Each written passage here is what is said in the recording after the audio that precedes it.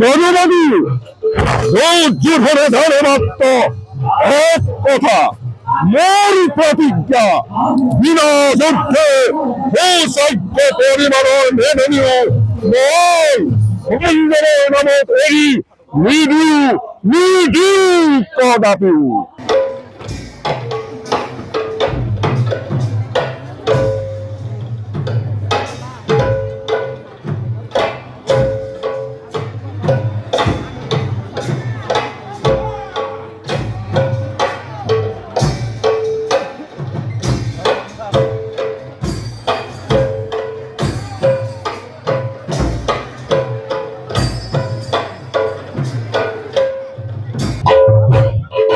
আমি ৰতনপুৰ গায়ন পঞ্চায়তৰ অন্তৰ্গত 60 বছৰ ঊৰ্ধত যিসকল আমি আছোঁ সেইসকলে গোট খাই আমি এটা কথা লক্ষ্য কৰিলোঁ, আমাৰ গুৰুজনে যি ভাওনা সংস্কৃতি আমাৰ মাজত দি থৈ গৈছিলে সেই ভাওনা সংস্কৃতিটো অকণমান বিনষ্ট হোৱা আমি লক্ষ্য অনুভৱ কৰিছোঁ।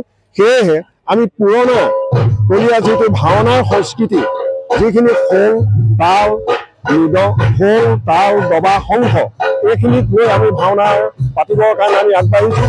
পুৰণাই যিখিনি খোজ কাটল, পুৰণাই যিখিনি বেশ পোছাক, পুৰণাই যিখিনি আৰ্হি গীত মাত, আমি সেইটো ৰক্ষা কৰিবৰ কাৰণে আমি আজি যথেষ্ট পৰিশ্ৰমৰ মাজেদি মোৰ এতিয়া বৰ্তমান ৬৭ বছৰ বয়স হৈছে।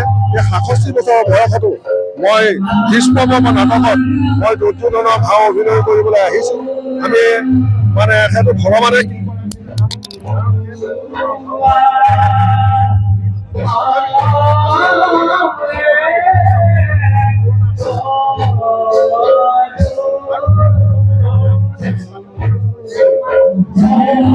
আজি ৰাইজৰ সুবাসী শিৰত লৈ এই অধমে কৃষ্ণ ভাৱে অভিনয় কৰি পেলাই অত্যন্ত আপ্লুত হৈছোঁ। আৰু বিশেষকৈ আজি ভীষ্মপৰ্ব ভাওনাখন আমাৰ 60 ঊৰ্ধ্ব ৰতনপুৰ গ্ৰাম পঞ্চায়তৰ সকলো বয়োজ্যেষ্ঠ মানুহ গোট খাই লৈ পেলাই এই ভাওনাখন পাতিম বুলি সিদ্ধান্ত কৰিছিল। এটা উদ্দেশ্য আছিল যে নতুন প্ৰজন্মই পুৰণা সৰু ভাওনানো কেনেকুৱা আছিল সেইটো দেখা নাছিল, আৰু সেই নতুন প্ৰজন্মক দেখুৱাওঁ বুলি পেলাই এটা চেষ্টা কৰিছে। আৰু আজি এই পূৰ্ণতা প্ৰাপ্তি হৈছে আৰু বিপুল দৰ্শকে আমাক উৎসাহিত কৰিছে যে এই বাৰ্ধক্যকো আওকাণ কৰি আজি কৃষ্ণ সংস্কৃতিৰ প্ৰতি যিসকল ভাৱৰীয়া ওলাই আহি আজি অভিনয় কৰিলে আৰু যিসকল ৰাইজে তেখেতসকলক উদগনি দিলে তাত অত্যন্ত সুখী হৈছে। আৰু এনেধৰণে আমাৰ মাজুলী সত্তাটো যাতে সদায় জ্যোতিষ্মান হৈ যাওক, এয়াই মোৰ কামনা।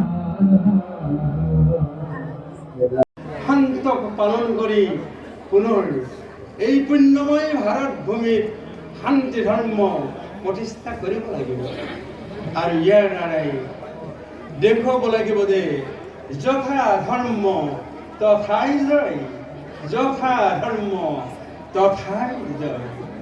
যাওঁ।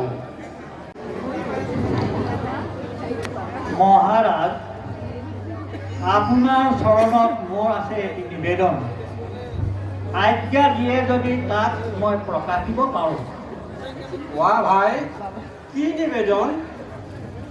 প্ৰকাশ কৰক ৰাজসভাত।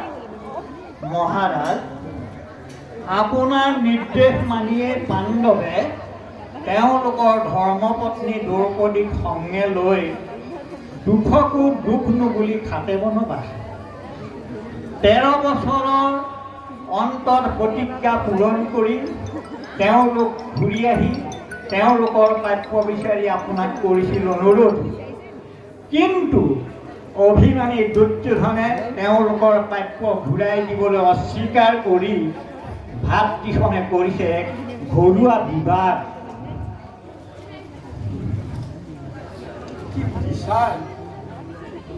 দুৰ্যোধন কুৰুপতি হৈ ভায়ে ভায়ে শত্ৰুতা কৰে আচৰণ।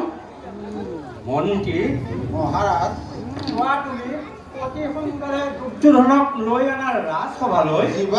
মহাৰাজ, মহাৰাজ,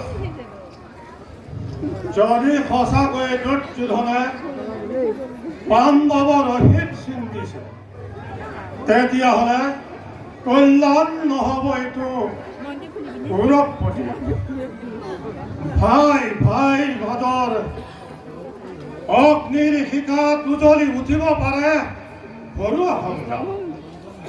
গতিকে মহাৰাজ অনুৰোধ কৰিছো আপোনাক এই সংগ্ৰাম নিবাৰণ কৰি পাণ্ডৱৰ প্ৰাপ্য ৰাজ্য ঘূৰাই দিয়ে। সঁচা মহাৰাজ, এনেকুৱা ঘৰুৱা কণ্ডলে কদাচিতো সাম্ৰাজ্যৰ নাশাতে কল্যাণ। সেয়েহে এই ঘৰুৱা বিবাদৰ সোনকালে যাতে অন্ত হয় তাৰ এটি ব্যৱস্থা কৰক। বিশেষতঃ এনে ঘৰুৱা বিবাদে আপোনাৰ এই কুৰুকুলৰ যথেষ্ট দুৰ্নাম আনিব।